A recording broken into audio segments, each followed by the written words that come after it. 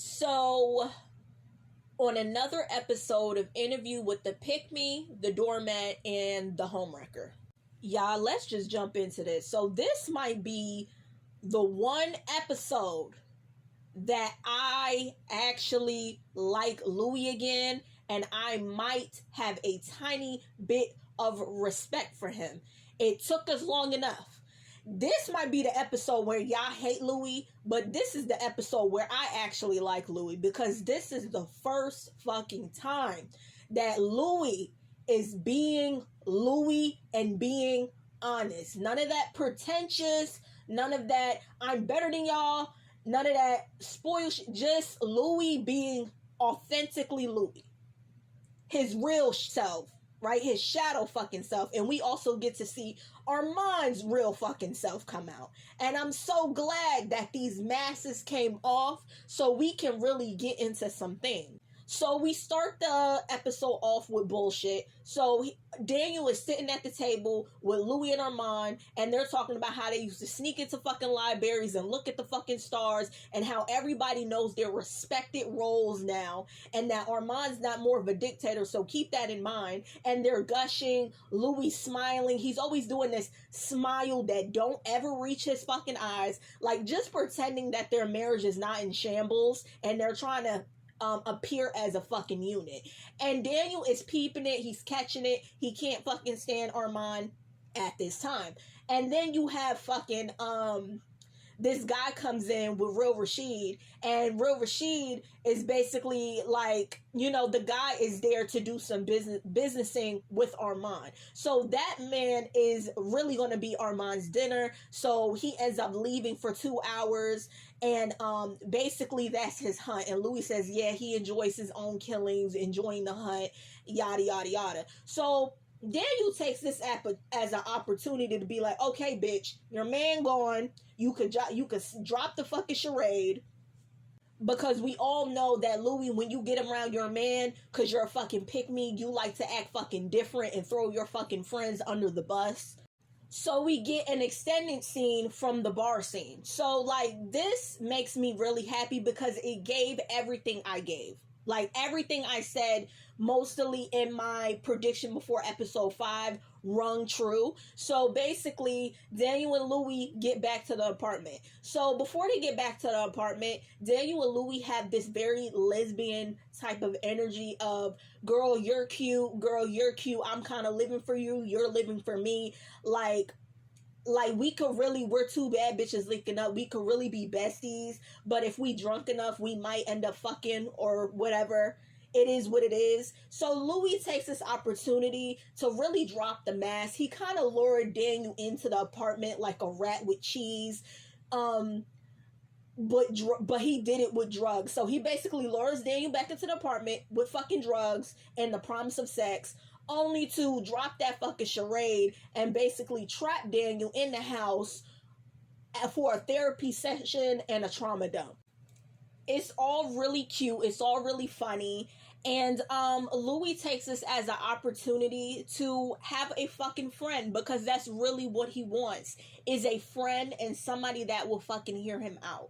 Right? They're both pessimistic. They're both gloomy as hell. They're both fucking sarcastic assholes. So of course, why wouldn't they be friends? So like, they start talking. He ends up telling Daniel that about being a vampire. He's just like, girl, start the tape. And like I said about this entire interview thing, I always said that I felt like Louis was doing this shit to get Lestat's fucking attention, to bring Lestat out of hiding, and so Lestat can get mad enough to find him. Kind of like when Lestat used Antoinette to be on the song to lure Louis across the Mississippi River so he could come back to him. Yeah, it's giving that.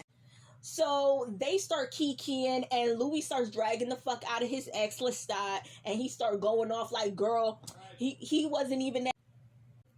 Yeah, so basically he's dragging the hell out of Lestat. Like, oh, Lestat ain't even that cute. His mixtape that he gave me was trash. He was rapping off beat. Yada yada yada. He ain't shit. He cheated on me with another bitch. He was a shit ass father. He ain't pay his child support. And then here go Daniel. Exactly. Yup. I know the type. Bitch, he really said I know the type. I'm not exaggerating.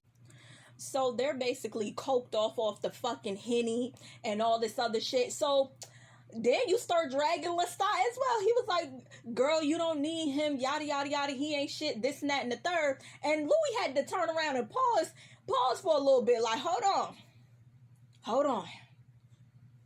That's still my baby daddy.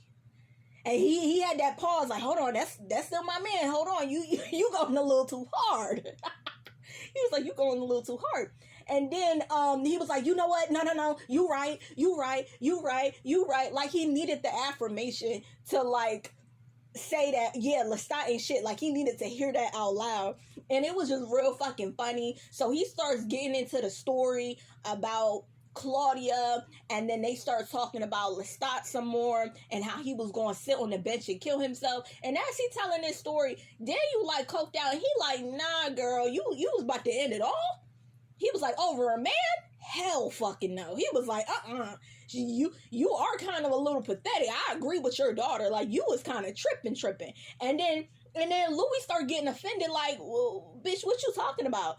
And then, like, he's like, girl, like, it's so much life to live. If you would have gave me the bite right now, if you give it to me, like, I know exactly what I would do. And then, like, Louis starts being affected, like, girl, like, don't you hear the tragic story that I'm saying? He was like, yeah, bitch, but we're two different people. I'm a strong bitch. You're a weak bitch.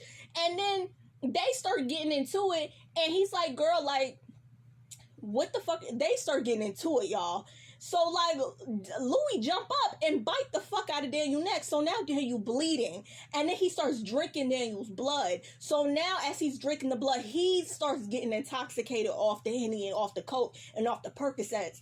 And then Armand comes into the house. Now, remind you, Armand comes in. He's like, bitch, I've been waiting. Your dinner's getting cold. Why haven't you killed this little nigga yet?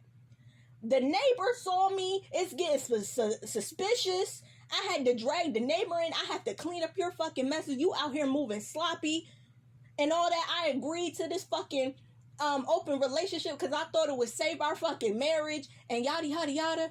And then Louis like, I know. I just need you to help me. I don't want him to like die or whatever. I gotta fix this. And then Armand's like, you don't want him to die. So Armand is offended. So we end up finding out later in the episode that he told Daniel that he killed like 5 humans. This nigga, every human that he took back to his place was around like 250. He killed them all, right? Daniel was the first human that he did not kill. He was vibing with. And that alone bothered the fuck out of Armand because Louis didn't want him to die, right? He wanted him to live. And he's like, you didn't fuck him. You kept him alive. Like, what is it about this nigga that you like so much that you kept him the fuck alive? And he was like, yeah. And I heard your fucking interview. You over here talking about Lestat, Claudia this, Claudia that, Lestat. You didn't mention me once. You never even told him that you had a man. Like, what the fuck is going on here? And then Louis intoxicated. He's off the thing. And then they just start getting into it. And Armand starts dragging the fuck out of him. And then Louis starts dragging Armand. And they start like really nasty reads. So Louis brings up the fact that Armand is a child prostitute. And then Armand brings up the fact that Claudia hated his ass. And that he was a fucked up father and a fucking deadbeat. Everything that they said about each other is true. Louis starts dragging the fact that Armand is fucking boring and dull and that he wanted to talk to Daniel because Daniel was young and interesting. He said like he was so fun to talk to. It's been like we was vibing in 10 hours and I haven't vibed with you in the 23 years we've been together. So this is where being a people pleaser and a pick me for Armand went fucking wrong because there's no way in hell. How many times do a motherfucker gotta tell you they don't want you before you believe them? Like, seriously, like, wake the fuck up. Like, it was so bad, and it just gets worse. I'm gonna tell y'all in part 2.